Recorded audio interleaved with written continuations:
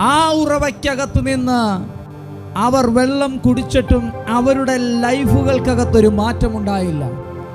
ആ ഉറവകൾക്കകത്ത് നിന്ന് കുടിച്ച ശമരിയക്കാരിയ സ്ത്രീയുടെ ജീവിതത്തിനകത്ത് നിന്നും മാറ്റമുണ്ടായില്ല. എന്നാൽ